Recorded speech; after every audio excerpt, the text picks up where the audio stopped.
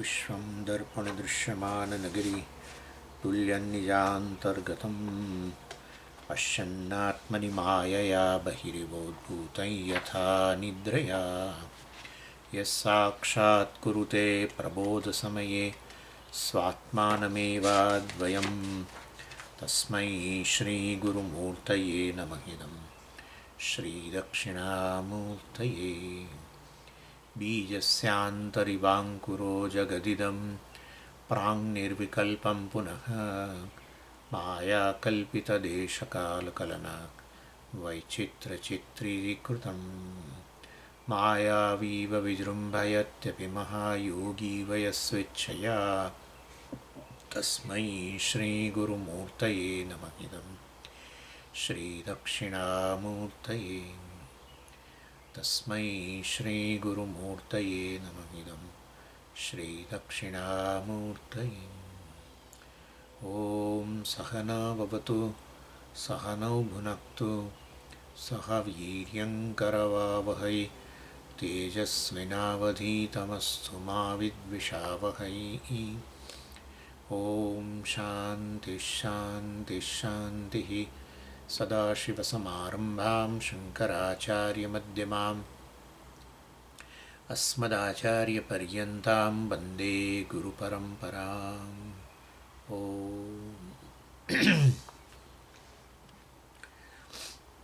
आठमो अनुवाक पांचमो मंत्र। स यश्चायं पुरुषे यश्चासावादित्ये स एकः स य एवं वित् अस्माल्लोकात् प्रेत्य एतमन्नमयमात्मानमुपसङ्क्रामति एतं प्राणमयमात्मानमुपसङ्क्रामति एतं मनोमयमात्मानमुपसङ्क्रामति एतं विज्ञानमयमात्मानमुपसङ्क्रामति एतमानन्दमयमात्मानमुपसङ्क्रामति तदप्येष श्लोको भवति।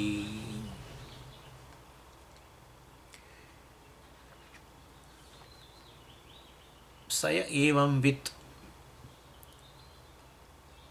एवं वित्त आ प्रकारे जाणनारो यश्चायं पुरुषे यश्चासावादित्ये स एकः, अर्थात एक अद्वितीय परमात्मा ज आ विषयी ने विषय सब्जेक्ट ऑब्जेक्टना रूपમાં છે, અર્થાત એ દ્વૈતને સત્યતા આપતું નથી. દ્વૈતની પ્રતીતિ છે, અનુભવ છે, પણ દ્વૈતને સત્યતા નથી આપતું. અને માટે અભય પ્રતિષ્ઠોપપત્તિશ્ચ ભાષ્યકારે કહ્યું, અભયમ પ્રતિષ્ઠામ વિંદતે. ભાષ્યકાર કહે છે અભય પ્રતિષ્ઠોપપત્તિશ્ચ યદિ વિદ્યાવાન સ્વાત્મનઃ અન્યત ન પશ્યતિ તતઃ અભયમ પ્રતિષ્ઠામ વિંદતે ઇતિ સ્યાત. એટલે આ જ્ઞાન પ્રાપ્ત કરીને ભયમાંથી, મૂળ ભય તો પેલો મૃત્યુનો, હું મૃત્યુને અધીન છું, મૃત્યુ મારો કોળિયો કરી જશે, કાળ કોળિયો કરી જશે, એ પ્રકારનો ખ્યાલ દરેકને રહેલો છે. એમાંથી મુક્ત બની ગયેલો છે. અને એવો આ વ્યક્તિ જે છે એ હવે જાણે છે ખરેખર હું તો આત્મા છું, મરણ ધર્મા નથી વગેરે. નહીં તો શું થાય છે કે બધા પ્રકારનો ભય, મૃત્યુનો ભય ને પછી જગતનોય ભય. જ્યારે ભય હોય ને ત્યારે ભયનું કારણ મારાથી અન્ય તો હોવું જ જોઈએ. હું મારા માટે ભયનું કારણ ના હોઉં, કદી ના હોય. ના ના સ્વામીજી, ખોટી વાત છે. હું જ મને તો હું એકલો હોઉં છું ત્યારે મને વધારે ભય લાગે છે. બરાબર છે, હું એકલો હોઉં ત્યારે વધારે ભય લાગે છે. માટે બીજું મારા માટે ભયનું કારણ નથી, હું જ ભયનું કારણ છું. ખોટી વાત. તમે પેલી જે વિચારધારા જ મનમાં ચાલે છે, બરાબર, એકલા પડ્યા એટલે કંઈક વિચાર આવે છે, એ વિચારથી તમે ભયભીત થાઓ છો.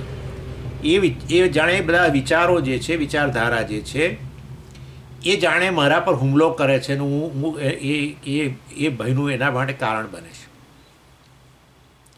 એટલે ખરેખર ભયનું કારણ અન્ય હોય ત્યારે જ બને. મારો પડછાયો મારા માટે ભયનું કારણ બનતું હોય બને છે ને ત્યારે એકલો. આ બધી વસ્તુઓ સોલ્વ કરી દેવી જોઈએ. પડછાયો ભયનું કારણ બને છે.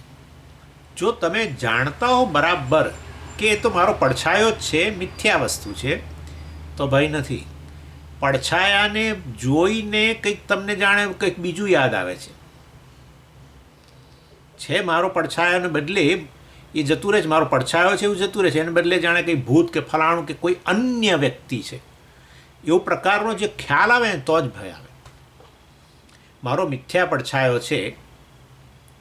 ઘણીવાર લોકો શું કરતા હોય છે ખબર છે? એ પડછાયો પડે ને આપણો, પછી એમાંથી અમુક પ્રકારની મુદ્રાઓ બનાવે. એટલે આમ પછી પેલું હરણ જેવું દેખાય ને એવું બધું, એટલા પછી એમાં આંગળીઓ આમ કરે ને તેમ કરે ને એમ કરીને પોતાનું આમ પેલું બનાવે બધું. આમ તમે જોયું છે? ઘણા લોકો આવું કરે, પોતાનો હાથનો સહારો લઈને એવી રીતે બનાવે અને પછી આનંદ કરે. જાણે છે કે આ મારો પડછાયો છે, એમાંથી આ બધું બનાવું છું. મિથ્યા છે તો આનંદ કરો છો, પણ પડછાયાને જોઈને એકદમ કંઈ ભૂતનો વિચાર આવ્યો કે કોઈ અન્ય ચોરનો વિચાર આવ્યો તો ભય થાય છે. અન્ય તમારામાં મારાથી અન્ય કશું છે એવું થાય તો જ ભય થાય. એક એક્ઝામ્પલ તમે વિચારજો, આખું અઠવાડિયું પછી મને કહેજો કોઈ કે હું જ ભયનું કારણ બનું, એવું કદી નહીં બને. ઇનફેક્ટ તમે તમારી જાતને દર્પણમાં જુઓ ને, બાલવાટિકામાં જઈને, ઘરમાં તો હવે નહીં, બાલવાટિકામાં જુદા જુદા પ્રકારના પેલા હોય, પેલા દર્પણો, અને એમાં તમે જેવા છો એના કરતાં અન્ય દેખાવ. ખરેખર તો બરાબર, જાડા દેખાવ, પાતળા દેખાવ, મોઢું લાંબુ દેખાય. હવે તમારા કરતાં અન્ય છે તો ભય થવો જોઈએ, પણ નથી થતો. તમારો પડછાયો રાત્રે જોઈને ભય લાગે છે, તમારું આ પ્રતિબિંબ જોઈને જે તમારા કરતાં જુદું જ છે, તમે જેવા છો એના કરતાં જુદું જ દેખાય છે અંદર, તોય ભય નથી થતો. કારણ કે તમને ખાતરી છે કે હું જ આ છું, બીજું કોઈ નહીં. ખાલી આવો દેખાઉં છું પ્રતિબિંબને લીધે, જરાય ભય નહીં તો આમ તમને ભય લાગે, અરે રે વજન બહુ વધી ગયું છે, ડૉક્ટરે કહે છે કે પછી હવે આ વજન નહીં ઉતારો તો હાર્ટની તકલીફ થશે. ચાર પગથિયા ચડો તો તમને હાંફ ચડે છે? હા ચડે છે ને. વજન ઉતારો, નહીં તો પછી ડાયાબિટીસ જ થશે, આમ થશે. એટલે પોતાનું વજન ભયનું કારણ બને છે. તો હવે સામે તમે આ પ્રતિબિંબની અંદર તમે તમારી જાતને જાડા જુઓ છો, હે ને, મોટું પેટ ને કેવું દેખાય છે, તો કેમ હસો છો? જાડા થઈ ગયા છો? ના ના સમજી, આ તો દેખાય છે, હું ખરેખર છું જ નહીં આવો, હું આવો ખાલી દેખાઉં છું. મારાથી અન્ય વસ્તુની અન્ય વસ્તુની લાગણી જ નથી.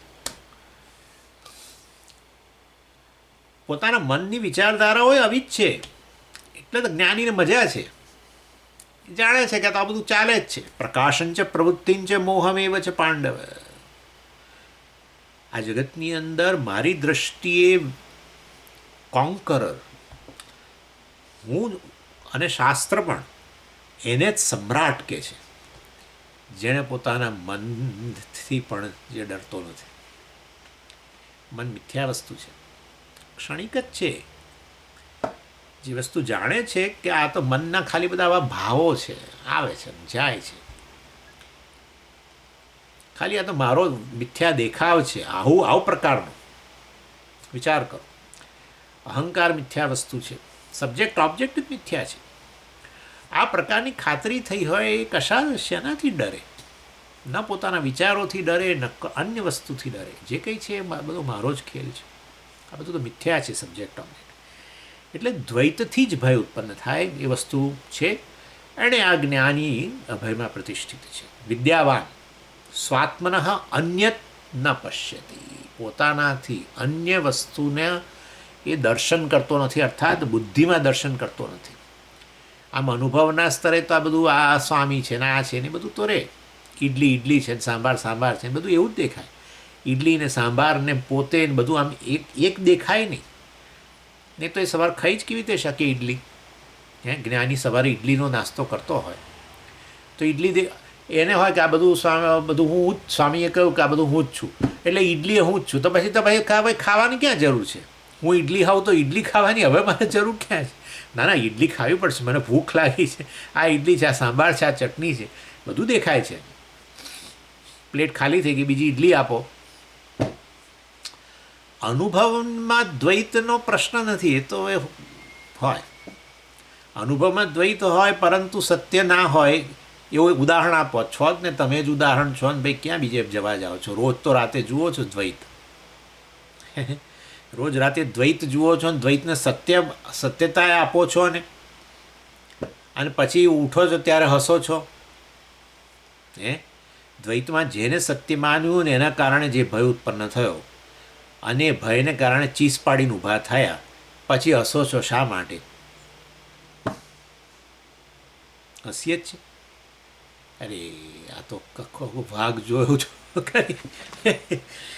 હા, દ્વૈતનો અનુભવ નથી એવું નથી, દ્વૈતનો અનુભવ છે ને છતાંય તમને ખાતરી છે કે દ્વૈત સત્ય નથી. બસ એનું નામ જ અહીંયા જ્ઞાન છે, તમારો પોતાનો જ અનુભવ છે. એટલે શાસ્ત્ર આ રીતે અનુભવનું વિશ્લેષણ કરે. જુઓ, એનીવે, એટલે અન્યત ન પશ્યતિ, બીજું જોતો નથી, બીજી વસ્તુને એ સત્ય માનતો નથી. બીજું આ દ્વૈત આ રીતે દર્શન થઈ રહ્યું છે. શબ્દ સંભળાતા સાંભળનારો છું, અને આ સ્વામી દેખાય છે હું જોનારો છું, અને આ ફૂલ છે હું સૂંઘનારો છું, ફૂલ સુગંધનો વિષય છે, આવું બધું અનુભવ તો છે.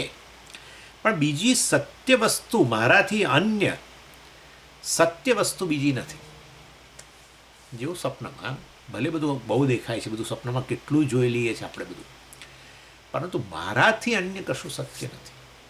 હું જ આ બધાના રૂપમાં દેખાઉં છું. આવું અહીંયા જ આ જાગ્રત કાળે પણ આવું જ્ઞાનીને ખાતરી છે, કારણ કે એ વધુ જાગ્યો છે, આપણે હજુ બધા ઊંઘીએ છીએ. અભયમ પ્રતિષ્ઠામ વિંદતી ઇતિ સ્યાત. ભય હેતો હો, ભાષ્યકાર કહે છે, પરસ્ય અન્યસ્ય અભાવાત અન્યસ્ય ચ અવિદ્યાકૃતત્વે વિદ્યયા અવસ્તુત્વ દર્શનોત્પત્તિ. એટલે ભય હેતો હો પરસ્ય અન્યસ્ય અભાવાત, ભયનું કારણ, ભય હેતો હો પરસ્ય અન્યસ્ય એટલે અભાવાત, ભયનું કારણ અન્ય વસ્તુ, અન્ય સત્ય વસ્તુ નથી. હું આટલો છું અને આ બધું મારાથી જુદું છે, એ જે અજ્ઞાનીનું લક્ષણ છે એ વસ્તુ આ જ્ઞાનીમાં નથી. બસ, હું આટલો છું અને આ બધું જુદું છે, હું નાનો છું અને આ જગત બહુ વિશાળ છે, હું અત્યંત ક્ષુદ્ર છું, અલ્પ છું, અને આ જગત મહાન ભયનું કારણ છે. જગતનો મોટા મોટો ડર હોય છે, એટલે તો આપણે બહાર પગ મૂકતા પહેલાં 10 વાર વિચાર કરી, આ કંઈક આવી જશે ને પેલું આવી જશે ને પેલું કંઈક નડી જશે ને પેલું મને લૂંટી જશે, આ ભય રહે છે જ આપણે. ચાલો, અન્યસ્ય છે અવિદ્યાકૃતત્વે, અન્યપણું જ અવિદ્યાકૃતત્વે, દ્વૈતપણું જ અવિદ્યાકૃતત્વે, અવિદ્યાની ઉપજ છે. વિદ્યા, જેણે આ બ્રહ્મવિદ્યા આત્મવિદ્યા પ્રાપ્ત કરી છે, કે આ બધું સર્વ કેવળ એક આત્માનો ખ્યાલ છે. જેવી રીતે સમગ્ર સ્વપ્ન જગત એક જ જાગ્રત પુરુષનો ખ્યાલ છે, ઉત્પન્ન થયેલું છે જાગ્રત પુરુષમાંથી જ, બધું એમાં જ સમાઈ જાય છે. વિદ્યા પણ પછી પેલી નિદ્રાને કારણે, નિદ્રા એટલે અવિદ્યા, એટલે જાગ્રત પુરુષ પોતાને હવે આ નિદ્રા અવિદ્યાને કારણે પોતાને શું માનવા માંડ્યો? સ્વપ્ન પુરુષ. તો પછી સ્વપ્ન જગત પોતાને જુદું માનવા માંડ્યું, અને પછી એમાંથી બધી માથાકૂટ, કશાકથી ભય ને કશાકથી આ ને કશાકની દ્વેષ ને બધું સ્વપ્નમાં થાય છે ને. કોઈકને જોયા દ્વેષ ઉત્પન્ન થયો, કોઈકને જોયા ભય ઉત્પન્ન થયો, કોઈકને જોયા ક્રોધ ઉત્પન્ન થયો, કોઈકને જોયા આનંદ ઉત્પન્ન થયો. આવું બધું જુઓ કે કોઈકને જોયા ભેટી પડ્યા સ્વપ્નમાં, આવું બધું જોઈએ, જાત જાતની લાગણીઓ બધી. એટલે આ રીતે ક્રોધ ત્યારે જ ઉત્પન્ન થાય, તમારાથી અન્ય વસ્તુ હોય તો જ તમે ક્રોધ ઉત્પન્ન થાય. તમારાથી અન્ય હોય તો ઈર્ષા આવે, તમારાથી અન્ય હોય તો નિરાશા આવે, તમારાથી અન્ય હોય તો કોઈ ભય હોય.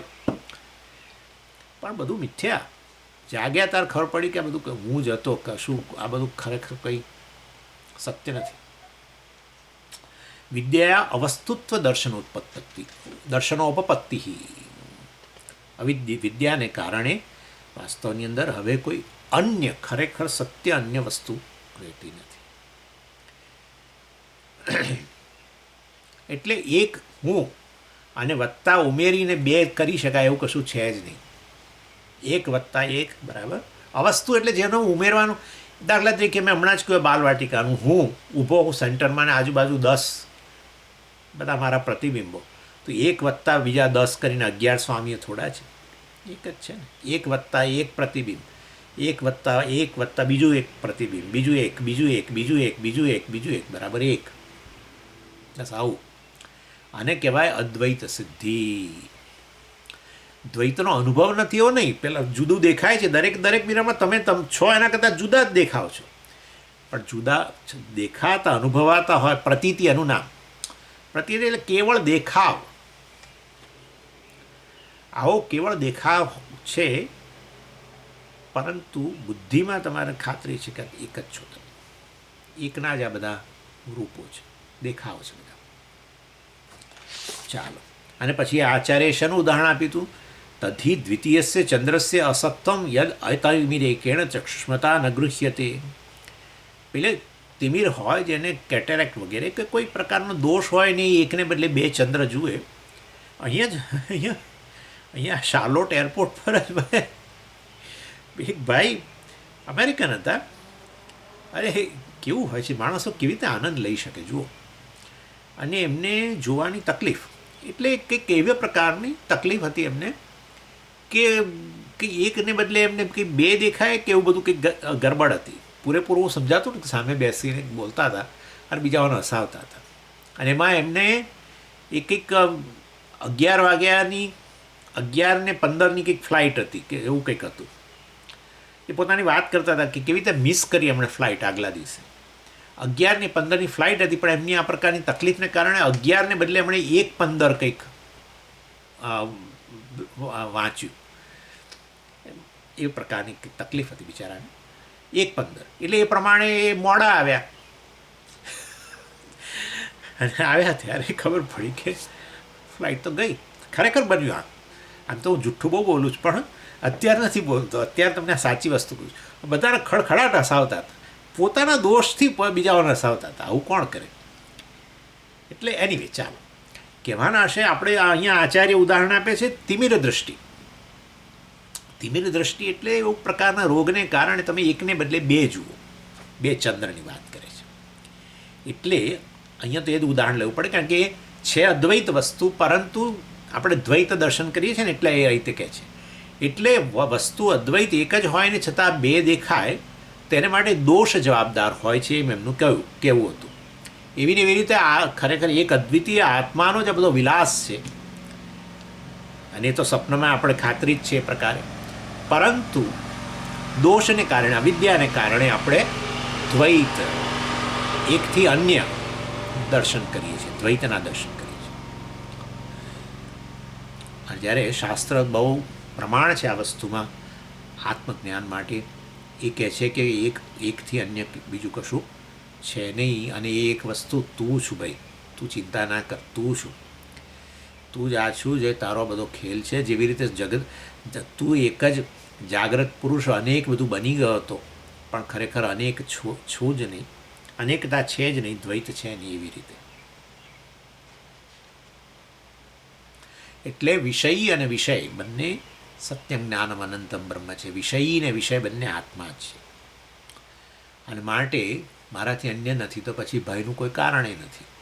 અને માટે અભય પ્રતિષ્ઠા આ રીતે પ્રાપ્ત થાય. ભય હેતુ, ભયનું કારણ અવિદ્યા, દ્વૈતનું કારણ અવિદ્યા. એ અવિદ્યાની નિવૃત્તિ થતાં જ દ્વૈત જતું રહે, દ્વૈત જતું રહે તો ભય પણ જતું રહે. અને અભયમ પ્રતિષ્ઠામ વિંદતે. આવું આપણે કહ્યું. એટલે પૂર્વ પક્ષી કહે છે નૈવમ ન ગૃહ્યતે ઇતિ ચેત. તો આ પહેલાં તમે ચંદ્રનું ઉદાહરણ આપ્યું, એમાં તો બરાબર છે કે પેલી તિમિર દ્રષ્ટિએ કેટેરેક્ટ જતું રહ્યું, તો હવે પહેલાં જે 2 ચંદ્ર દેખાતા હતા હવે 1 દેખાય છે, બરાબર. એવી રીતે આ જ્ઞાનીને પણ તિમિર જતું રહ્યું, અવિદ્યા જતું રહ્યું, અવિદ્યારૂપી દોષ જતો રહ્યો તો હવે એક આત્મા જ બધો દેખાય છે, એને બીજું કશું દેખાતું જ નથી, અનુભવમાં એવું બીજું કશું દેખાતું નથી. ન એવમ ન ગૃહ્યતે ઇતિ ચેત, એટલે બીજી દ્વૈતનું ગ્રહણ જ નથી થતું, બિલકુલ અનુભવ નથી થતો એને. એટલે બધું જાણે એક કશાકમાં ઓગળી ગયું હોય ને એક જ રહી ગયું એવું થાય છે અનુભવમાં. આચાર્ય કે છે આવું ના હોય. એટલે ચંદ્રના કિસ્સામાં જે અમે ઉદાહરણ આપી, પછી એ ઉદાહરણને બહુ એક્સટેન્ડ નહીં કરવાનું. એકને બદલે બે દેખાતા હતા, આ મોતિયાને કારણે કે જેના કારણે દેખાતું હોય એને પાછો દોષ દૂર કરે તો પાછા બેને બદલે એક જ દેખાવા માંડ્યા. એવી રીતે જ્ઞાનીએ પણ આ દોષ દૂર કર્યો છે, અવિદ્યારૂપી દોષ. તો હવે આ બધું દ્વૈત દેખાવાને બદલે હવે અનુભવની અંદર પણ બધું અદ્વૈત આવી ગયું, બધું ઓગળી ગયું. આવું બને છે? ના, આવું નહીં. ના સુષુપ્ત સમાહિતયો અગ્રહણાત. એટલે એ બીજી વસ્તુના દર્શન કરે છે, અનુભવ કરે છે, પ્રતીતિ છે, દેખાય છે, પરંતુ એ સત્ય માનતો નથી. જેવી રીતે તમે જાગ્યા પછી સ્વપ્નમાં જે બધું અનુભવ કર્યો એ કશાને તમે સત્ય નથી માનતા, એ રીતે સ્વપ્નની અંદર તમે જે જોનારા સ્વપ્ન દ્રષ્ટા અને સ્વપ્ન જગત જે પ્રકારને તમે દ્વૈતનો અનુભવ હતો એવો તમે જાગ્યા પછી એ વસ્તુને તમે જેમ સત્યતા નથી આપતા, એવી રીતે વાસ્તવની અંદર આ હવે સત્યતા અત્યારે જાગ્રત કાળે, કારણ કે જાગી ગયો છે માટે જાગ્રત કાળે જે દ્વૈતના દર્શન થાય છે, વિષય ને વિષય, સબ્જેક્ટ ઓબ્જેક્ટ, એની સત્યતા નથી આપતો. અને આના માટે અહીંયા અન્વય વ્યતિરેકનો આર્ગ્યુમેન્ટ છે. અન્વય વ્યતિરેક આ બહુ સુંદર છે. આ દલીલ બહુ સરસ કામ કરે છે, અન્વય વ્યતિરેક. એટલે આ અન્વય વ્યતિરેકમાં શું છે કે કહેવાનો આશય એવો છે કે કેટલીક શરતોને આધારે જે વસ્તુ દેખાય અને એ શરતો જતી રહે તો એ વસ્તુ ન રહે, તો પછી એ વસ્તુ તો જે તે વસ્તુ જે છે એ વસ્તુનું સ્વરૂપ નથી. સરળ દાખલા તરીકે અમુક પ્રકારની શરતોને લીધે, અમુક પરિબળોને લીધે પાણી તમને બરફ રૂપે દેખાય. બરાબર, પાણી બરફ ક્યારે બને કે બરફ રૂપે અનુભવ ક્યારે કરો તમે? ભાઈ એને ફ્રીઝમાં મૂક્યું હોય તો, મતલબ કોઈ જગ્યાએ ઠંડી જગ્યાએ, કે જેને કારણે એ પરિબળોને કારણે, એ કન્ડિશન્સને કારણે પાણીનો બરફ રૂપે અનુભવ થાય છે. એ કન્ડિશન દૂર કરી દો તો પાણીનો બરફ રૂપે અનુભવ થતો નથી. બરાબર છે? માટે બરફ આવો સોલિડપણું, અતિશય ઠંડાપણું એ પાણીનો સ્વભાવ નથી. બસ, પાણીનું સ્વરૂપ નથી. જે તે કન્ડિશનને કારણે દેખાવું એને અન્વય કહેવાય.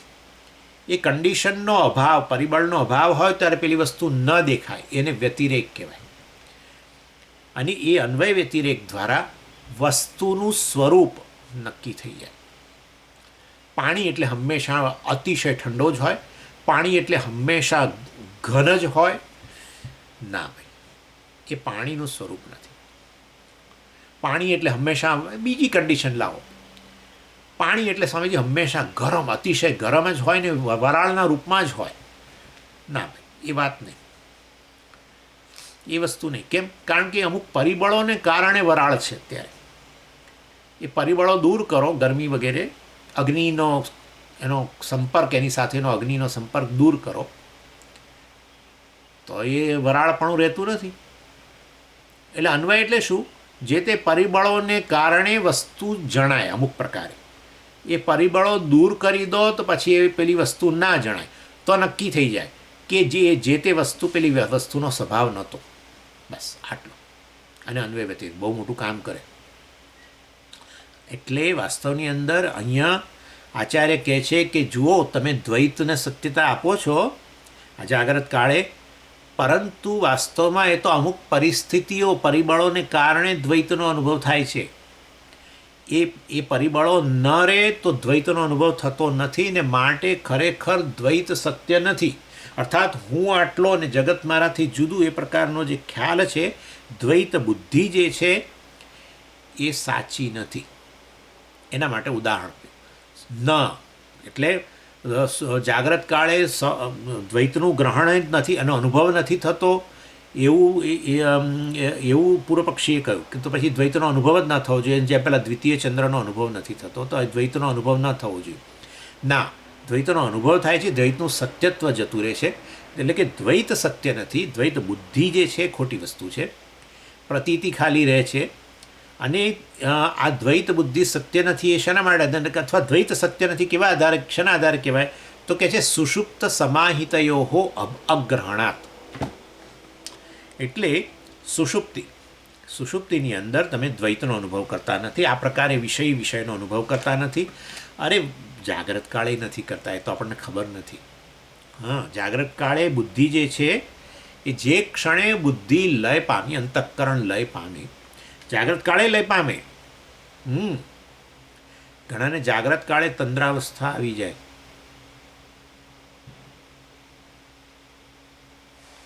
અથવા જાગ્રત કાળે બીજું થાય.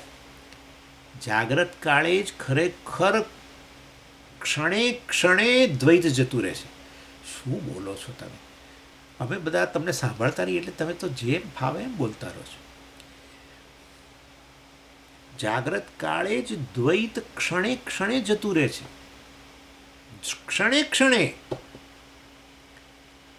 કારણ કે પ્રત્યેક ક્ષણે નવી વૃત્તિ ઉત્પન્ન થાય છે. એ બે વૃત્તિ વચ્ચેના ગાળાની અંદર કશું જ નથી, વૃત્તિ જ નથી, અંતઃકરણ જ જાણે કે લય પામેલું છે. જાણે જે ક્ષણે અંતઃકરણમાં કોઈ વૃત્તિ ન હોય ત્યારે વિષય ને વિષય બંને વૃત્તિ નથી. વિષયાકાર વૃત્તિ હોય તો તમારી અહમ વૃત્તિ પ્રકારની હોય. તમે કશુંક સાંભળો તો પછી તમે તમારી જાતને સાંભળનારા કહો, શ્રોતા કહો. શબ્દાકાર વૃત્તિ જ ન હોય તો તમે શ્રોતાય નથી. કશી વસ્તુનો સ્પર્શ નથી કરતા તો તમે સ્પૃષ્ટાય નથી. કશી વસ્તુના દર્શન નથી કરતા તો તમે દ્રષ્ટા નથી. હા, આંખો બંધ કરી દીધી, સમજી હું હજુ દ્રષ્ટા છું. દ્રષ્ટા હોય તો તમે મને કહો શું દ્રશ્ય છે ત્યારે તમારા માટે? કશું નહીં.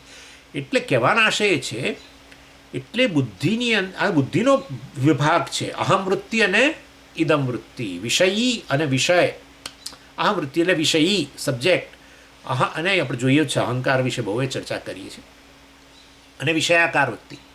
આવું પ્રત્યેક ક્ષણે વાસ્તવની અંદર એક વૃત્તિ ઉત્પન્ન થઈ એટલે બંને આવ્યું, અહમ વૃત્તિ અને ઇદમ વૃત્તિ, સબ્જેક્ટ ઓબ્જેક્ટ. ચાલો એ ગઈ, હવે નવી વૃત્તિ આવશે, પણ એ વચ્ચેનો ગાળો ન વિષય ન વિષય. એટલે જાગ્રત કાળે પણ પ્રત્યેક ક્ષણે દ્વૈતનો લય થઈ જાય છે. પછી નવી વૃત્તિ આવે, જે પ્રકારની વૃત્તિ, અને આધારે અહમ વૃત્તિ એ પ્રમાણે પોતાની જાતને કહેશે. જોનારો, ખાનારો, પીનારો, જે પણ સાંભળનારો, બરાબર. એટલે વાસ્તવની અંદર જાગ્રત કાળે પણ એટલા માટે તો કહીએ છીએ ભાઈ, એટલા માટે જ કહીએ છીએ કે આ જપ કરો. આ વચ્ચેના ગાળાથી સભાન બનવા માટે જ જપ કરો. જપ કરશો તો પ્રત્યેક બે વૃત્તિ વચ્ચેનો ગાળો, કારણ કે નવી વૃત્તિ, એક વૃત્તિ અને બીજી વૃત્તિ વચ્ચે કોઈ કનેક્શન જ નથી. કનેક્શન હોય તો વાસ્તવમાં જાણે કે ગાળાને પૂરી દે છે. અને એટલા માટે તમારે કહો છો સ્વામીજી મારું મન તો એવું દોડ્યું, રોકાતું જ નથી, ક્યાંય જતું રહ્યું, ક્યાંથી ક્યાં ગયું. હા, જોઈએ એક વસ્તુ અને એમાંથી જે વિચારો શરૂ થાય કે ના પૂછવા. આ સ્વામીજીને પાછળ પેલો આ પડદો લાગે છે, ભૂરા રંગનો પડદો લાગે છે. આ ભૂરા રંગને આવું બધા બહુ કરતા હોય છે. જોજો, આ શરૂ થયું. આવી રીતે બધા પ્રવચનો કરનારા આવી રીતે પાછળ કંઈક રાખતા હશે. તો એવું તો શું હશે કે સ્વામીજી એમના રૂપના બધી જે વસ્તુઓ છે એને ઢાંકવા માગે છે. આપણે જેમ પાસે ભણીએ છીએ એમનું ઠેકાણું નહીં. હા, કશું એ પાછળ એવું તો શું છે કે ઢાંકે છે. આ પેપરોમાં આજકાલ બધું બહુ આવે છે. એટલે ગયું, પતી ગયું, ઓવર. ક્યાંથી ક્યાં ઉપડ્યા, ક્યાંથી ક્યાં ઉપડ્યા, ક્યાંથી ક્યાં ઉપડ્યા, ક્યાંથી ક્યાં ઉપડ્યા. એટલે પ્રત્યેક ક્ષણે નવી વૃત્તિ હોવા છતાં પણ જે ક્ષણે વૃત્તિ ઉત્પન્ન થઈ ત્યારે દ્વૈત, વિષય ને વિષય બંને, અહંકાર પણ એ પ્રકારે. બરાબર ને? શબ્દાકાર વૃત્તિ ઉત્પન્ન થઈ તો શ્રોતા પણ ઉત્પન્ન થયો. હવે પછી હવે તમે અત્યારે જુઓ છો દાખલા તરીકે, તો આ તમે સ્વામીના આકારની વૃત્તિ ઉત્પન્ન થઈ તો દ્રષ્ટા તમે એ પણ ઉત્પન્ન. એટલે વિષયનું દ્વૈત જ્યારે વૃત્તિ છે તે જ, એ તો અંતઃકરણનો ખેલ છે. સુષુપ્તિની અંદર અંતઃકરણ લય પામી ગયું લાંબા સમય સુધી, તો કોઈ દ્વૈત જ નથી, કોઈ દ્વૈત જ નથી.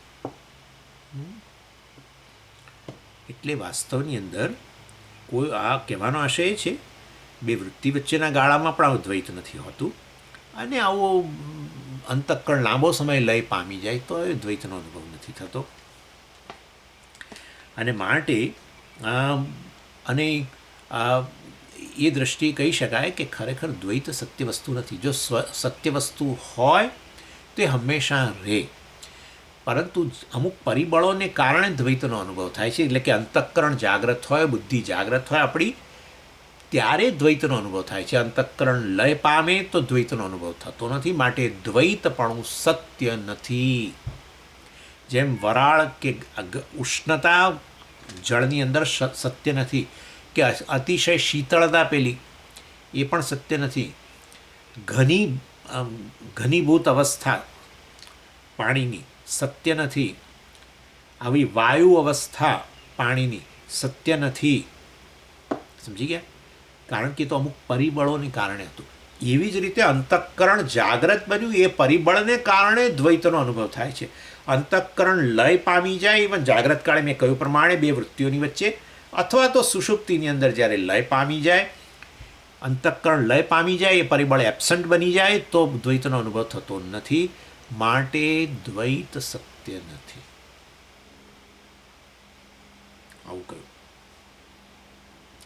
ન સુષુપ્ત સમાહિતયો દ્વૈતસ્ય અગ્રહણાત સમાહિત, એટલે સમાધિ વગેરેમાં પણ આ જ સ્થિતિ.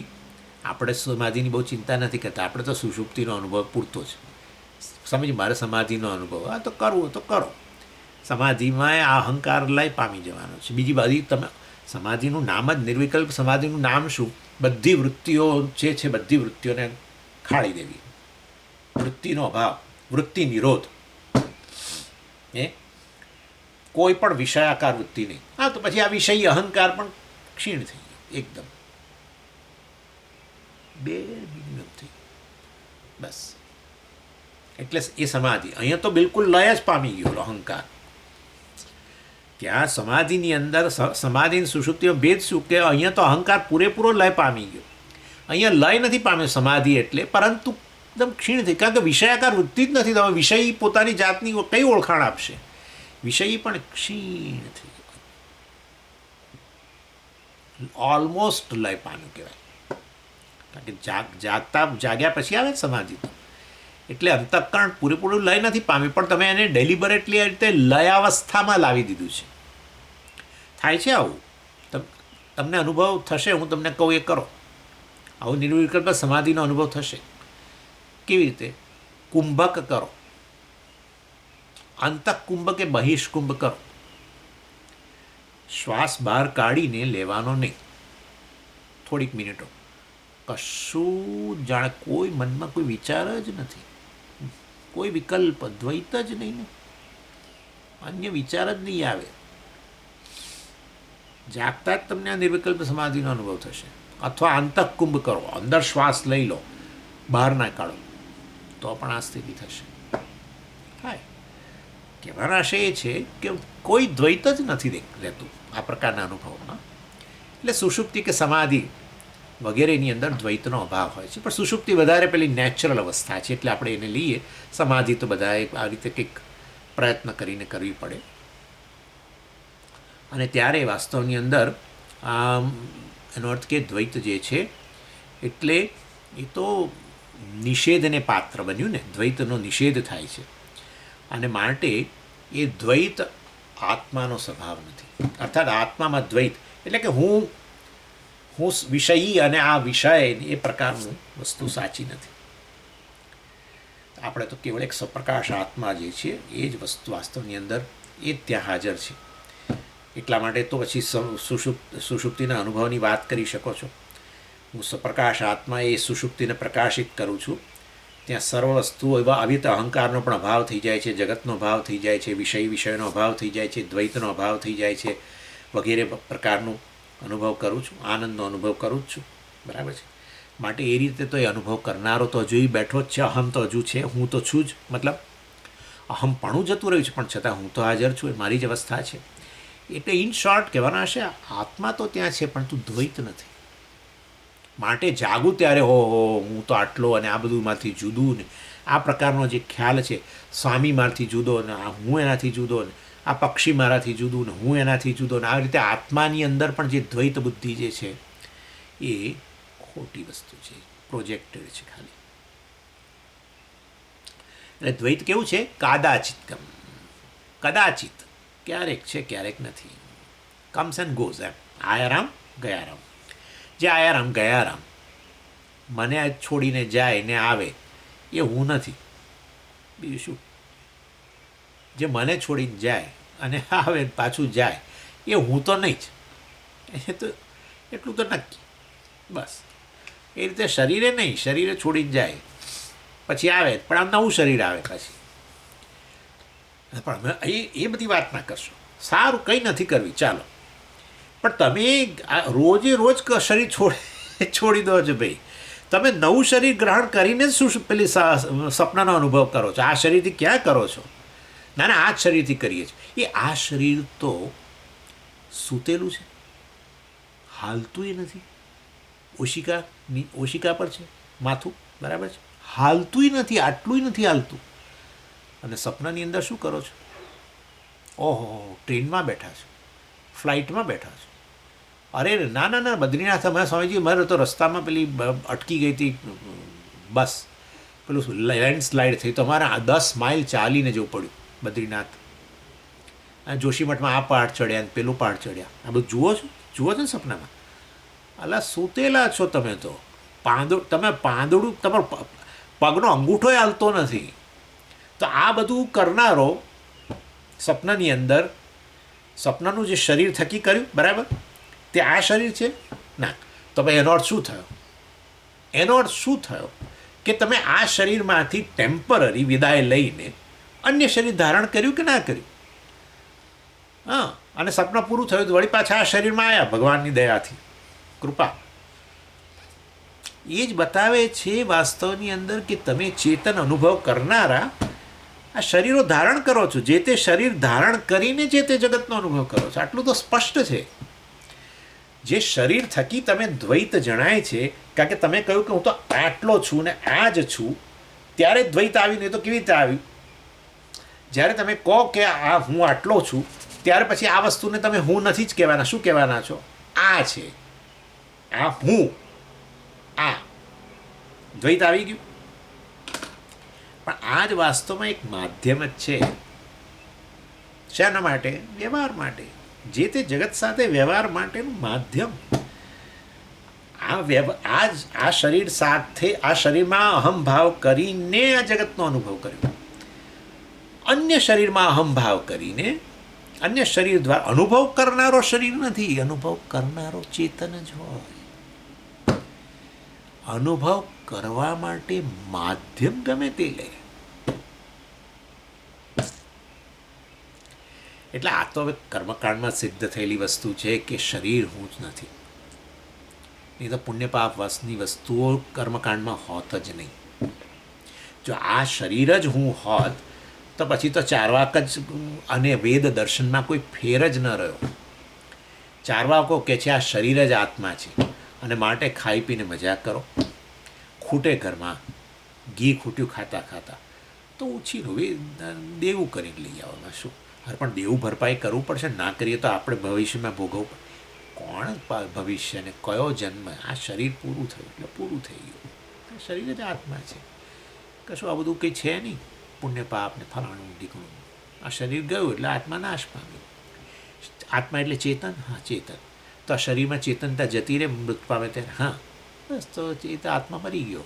હા, બસ. વેદે પછી એવો જ થઈ જાય.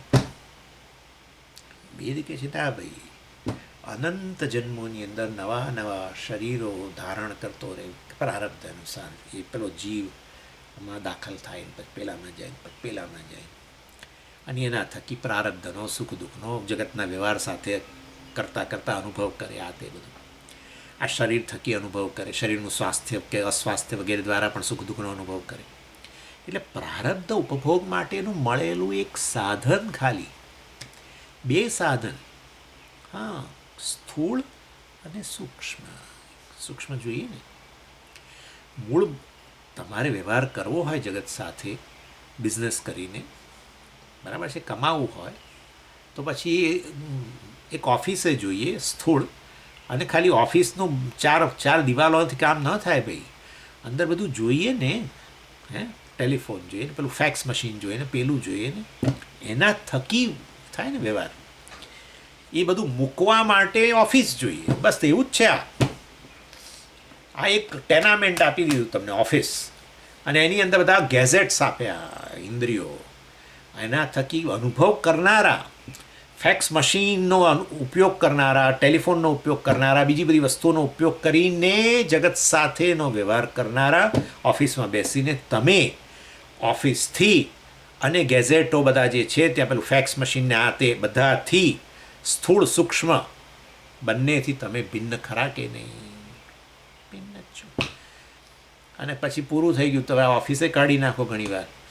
અથવા તમને થાય કે બીજો બિઝનેસ કરવો છે, નવી ઓફિસ લેવી છે, આ ઓફિસને કાઢી નાખો. ઘણીવાર બધા મશીનો બધું ત્યાં જ મૂકીને વેચી દો, નવા મશીનો વસાવો. હે ને, કરો છો? એવું જ છે આ કામ. અને માટે આ દેહ હું છું, આ દેહ હું છું. જો હું ડિક્લેર કરું કે હું આ છું, તો આ બધું હું નથી. દ્વૈત. પછી આવે શું? ભય. મૃત્યુનો ભય ને, ફલાણાનો ભય ને, આનો ભય ને. દ્વૈત સત્ય નથી.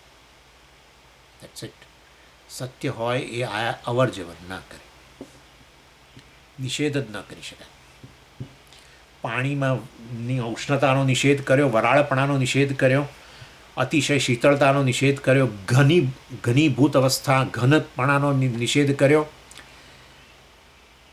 તો પછી પાણીનું એ સ્વરૂપ નથી. એ પરિબળોને આધારે આવેલું હતું. એ પરિબળો ગયા, ગયું. દ્વૈત પણ આ રીતે આવ્યું. અંતઃકરણ જાગ્રત થયું, દ્વૈત અનુભવ થવા માંડે. ખબર નહીં હોવાને કારણે આપણને પરિબળોની કંઈ કલ્પના જ નથી, એટલે આપણે દ્વૈતને સત્ય માની લીધું. કોઈ પેલા પાણીને ઉષ્ણ જ માની લે કે વરાળ રૂપે જ માની લે, એના જેવી વસ્તુ છે આ તો. એટલે આ રીતે જેવું દ્વૈત ગયું, આચાર્ય બહુ સુંદર આર્ગ્યુમેન્ટ કર્યો. સુષુપ્ત સમાહિતયો અગ્રહણાત. દ્વૈતનું ગ્રહણ થતું નથી, દ્વૈતનો અનુભવે રહેતો નથી સુષુપ્તિ સમાહિત સમાધિ વગેરેની અંદર. પૂર્વપક્ષી કહે છે ઉભારો. એવું આવી રીતે આર્ગ્યુમેન્ટ કરશો કે અમે માની નથી જવાના. સુષુપ્તે અગ્રહણમ અન્યાસક્તવતી ચેત. સુષુપ્તિમાં ગ્રહણ દ્વૈતનું એટલે નથી થતું કારણ કે અન્ય વસ્તુમાં આસક્ત થઈ ગયું છે. જ્યારે કશાકમાં આસક્ત થઈ જાય ત્યારે આજુબાજુનું કશું જ ખબર ન રહે. આજુબાજુ એટલે બધું દ્વૈત, એનો અનુભવ ન રહે. અને આ તો ઉદાહરણ છે. પૂર્વપક્ષી કહે છે કયું ઉદાહરણ? અર્જુનનું ઉદાહરણ છે. અર્જુન આ બધાની પેલી ફાઇનલ એક્ઝામિનેશન હતી. દ્રોણાચાર્ય કહ્યું ચલો બધા સ્ટુડન્ટને મેં આખું વર્ષ ભણાવ્યું, હવે એક્ઝામનો ટાઈમ છે. અને એક્ઝામ લેવાની હતી ત્યારે પછી બધા ગયા અને એક પક્ષી ગોઠવેલું હતું, સાચું ને, એટલે એવું બનાવીને દૂર પેલા વૃક્ષ ઉપર, અને બધાને ધનુર્વિદ્યા શીખવી હતી. અને કહ્યું કે આ પક્ષીની આ જે છે આપણી નેક એ વિંધવાની છે. બસ એ વિધી શકે એને 100માંથી 100, ન વિધી શકે તો 100માંથી 0. ત્યાંની એવી એક્ઝામ હતી મારી દૃષ્ટિએ.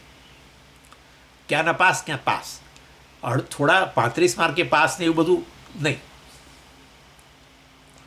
એટલે પૂછવા માંડ્યું, બોલો શું દેખાય છે? પહેલાં એક જણને પૂછ્યું, મને તો આ ઝાડ દેખાય છે.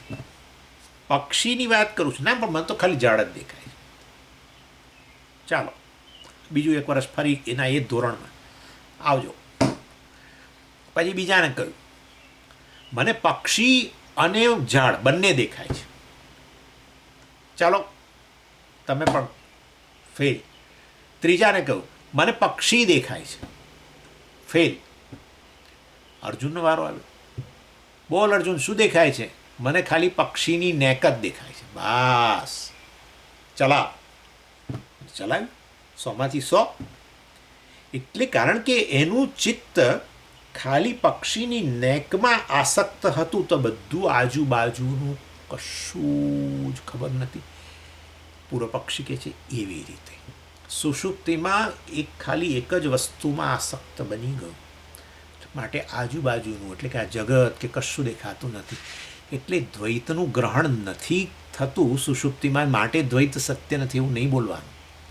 દ્વૈતનું ગ્રહણ એટલે નથી થતું કારણ કે એનું ચિત્ત સુષુપ્તિમાં એ જ જગ્યાએ આસક્ત થઈ ગયું છે.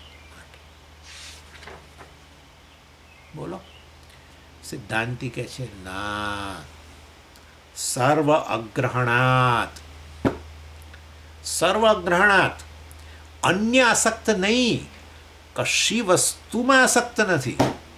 તમે કહ્યું કે એક જગ્યાએ આસક્ત છે માટે બીજું નથી દેખાતું. અરે સર્વ વસ્તુનું ગ્રહણ નથી થતું. કઈ વસ્તુનું સુષુપ્તિમાં ગ્રહણ થાય છે? તમે એક વસ્તુ અમને કહો કે ભાઈ આ એક જ વસ્તુઓ દેખાય છે માટે એમાં જ એનું આસક્ત થઈ ગયો છે.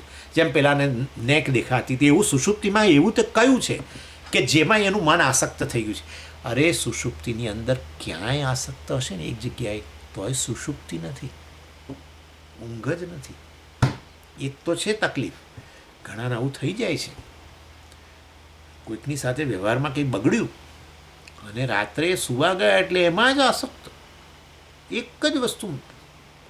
બાજુમાં પેલા સૂતા હોય, પેલા સૂતા હોય, કશામાં આસક્ત કશે જ નહીં, ખાલી એની જોડે જ ચાલે છે માથાકૂટ. આપણે ઘણીવાર વ્યવહારમાં જાગ્રત કાળે ઝઘડી ના શકીએ કે કશું એને, તો પછી આવી રીતે સુવા જઈએ ત્યારે ઝઘડીએ. ઊંઘ જ નથી હજુ. સર્વ અગ્રહણાત, ભાષ્યકારનો એક જ શું છે ને કે એક જ શબ્દમાં આન્સર વિચારો. સર્વ અગ્રહણાત, સુષુપ્તિ એવી અવસ્થા છે જેમાં કશાનું ગ્રહણ નથી, કશામાં કશી એક વસ્તુમાં આસક્ત નથી, એને જ સુષુપ્તિ કહેવાય.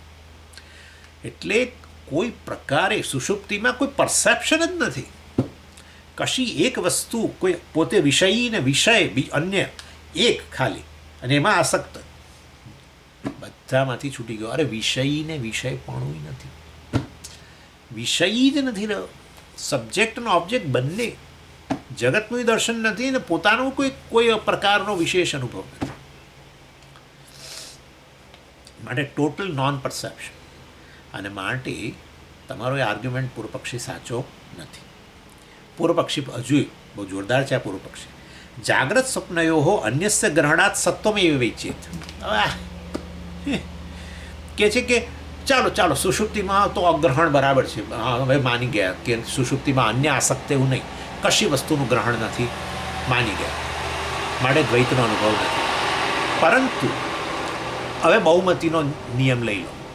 જાગ્રત અને સ્વપ્નમાં તો તમને દ્વૈતનો અનુભવ થાય છે, સુષુપ્તિમાં નથી થતો. 3 અવસ્થામાંથી 2માં દ્વૈતનો અનુભવ થાય છે અને એકમાં નથી થતો. તો બહુમતીને આધારે આપણે લોકશાહીમાં શું કરવો જોઈએ, શું સત્ય ગણવું જોઈએ? બહુમતીને આધારે જાગ્રત સ્વપ્નયો અન્ય સગ્રહણાત. જાગ્રતના સ્વપ્નમાં તો અન્યનું ગ્રહણ થાય છે. સ્વપ્નમાં સ્વપ્ન પુરુષ માટે સ્વપ્ન જગત પોતાનાથી અન્ય જ માને છે. એ સપનાનો ચોર નહીં તો ડરે જ શેના માટે? સપનાના ચોરથી ડરે છે શેના માટે? સપનાનો ચોર હું જ સપનાનો ચોર હતો અને હું જ સ્વામીજી સપનામાં વાઘ હતો. અરે આવું તો જાગ્યા પછી બોલો છો, સપના કાળે ક્યાં બોલો છો? એટલે તો ડરી જાઓ છો. ડર શાના માટે લાગે છે? મારા જેટલો જ સત્ય છે, હું જેટલો સત્ય એટલું જ સત્ય પેલો વાઘ. એટલે વાસ્તવની અંદર જાગ્રત સ્વપ્નમાં તો અન્યનું ગ્રહણ છે જ, દ્વૈત ગ્રહણ છે.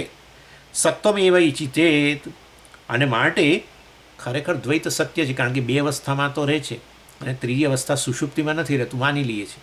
સિદ્ધાંત કહે છે ન અવિદ્યાકૃતત્વાત જાગ્રત સ્વપ્નયો યદ અન્ય ગ્રહણમ જાગ્રત સ્વપ્નયો તદ અવિદ્યાકૃતત્વમ અવિદ્યા અભાવે અભાવાત.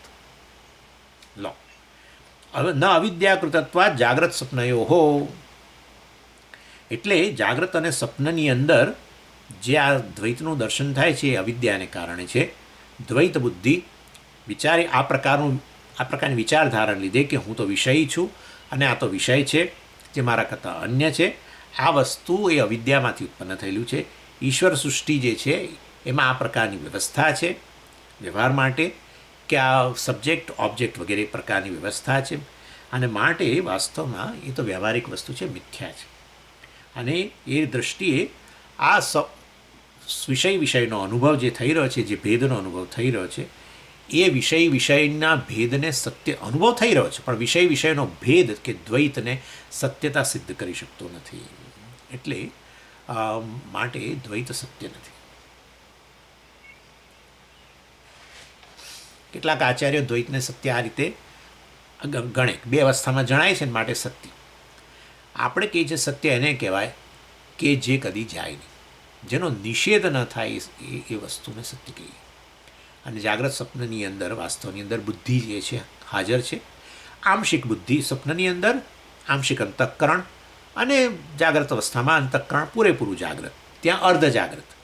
એ વાસ્તવમાં એ અંતઃકરણ જાગ્રત બન્યા પછી એ જ આત્મા અંતઃકરણ સાથે તાદાત્મ્ય કરીને વિષયનો અનુભવ કરે ને એને સત્ય માને. અવિદ્યાને કારણે વાસ્તવમાં આ અનુભવ કરવા માટે બે માધ્યમ જે છે એની સાથેનું તાદાત્મ્ય છે, સુષુપ્તિ અને સૂક્ષ્મ શરીર અને સ્થૂળ શરીર સાથેના તાદાત્મ્યને કારણે આ પ્રકારનું દ્વૈત જણાય છે. અને એની જવાબદાર માટે ત્રીજું વસ્તુ કારણ શરીર અવિદ્યા જવાબદાર છે. જ્ઞાન પ્રાપ્ત કર્યા પછી જાણે છે કે વાસ્તવની અંદર આ તો સત્ય નથી. એની રીતે વાસ્તવમાં સુષુપ્તિ સૂક્ષ્મ અને સ્થૂળ શરીર સાથેના તાદાત્મ્ય અધ્યાસમાંથી મુક્ત થઈ ગયો છે, અને જાણે છે કે આ ત્રણેય અવસ્થા જે છે એ તો કેવળ મારા પરનો એક ખેલ છે. જાગ્રત પુરુષ, સ્વપ્ન પુરુષ, સુષુપ્ત પુરુષ ત્રણેય વાસ્તવમાં અંદર રહેલો એક જ અહમ છે, અને એટલા માટે ત્રણેય અવસ્થા સાથે હું મારી જાતને સાંકળી શકું છું, અને એ આ દ્વૈતથી વગેરેથી પર છે. જાગ્રત જગત સાથે વ્યવહાર કરવા માટે જાગ્રત પુરુષનો એક રોલ, સ્વપ્ન જગત સાથે વ્યવહાર કરવા માટે સ્વપ્ન પુરુષનો રોલ, સ્વપ્નમાં રહેલું જે શરીર વગેરે છે એની સાથે તાદાત્મ્ય, સ્વપ્નની ઇન્દ્રિયો વગેરે સાથે તાદાત્મ્ય કરીને, આ ઇન્દ્રિયો તો બધી સૂતેલી છે, એની ઇન્દ્રિયો સાથે તાદાત્મ્ય કરીને પછી સ્વપ્ન જગતની અંદર જોવું, સાંભળવું, ખાવું, પીવું બધું પણ ત્યાં ચાલતું હોય છે. એટલે તો શરીરો વગેરે સાથેના તાદાત્મ્યને કારણે પ્રકારનો દ્વૈતનો અનુભવ થાય છે. પોતે સ્વપ્ન પુરુષ કે અને જાગ્રત પુરુષ, અને આ જાગ્રત જગત ને સ્વપ્ન જગત મારાથી ભિન્ન એ પ્રકારનો આખો ખેલ, આ બધો એ અવિદ્યાનો ખેલ છે, કારણ શરીરને કારણે છે. વાસ્તવની અંદર હું આ ત્રણેય અવસ્થાથી પર છું. આ રીતે કરીશું ચર્ચા વધારે એની આવતી. ઓમ પૂર્ણમદ પૂર્ણમિદમ પૂર્ણાત પૂર્ણમુદચ્યતે પૂર્ણસ્ય પૂર્ણમાદાય પૂર્ણમેવાવશિષ્યતે. ઓમ શાંતિ શાંતિ શાંતિ. હરિ ઓમ શ્રી ગુરુભ્યો નમઃ. હરિ ઓમ.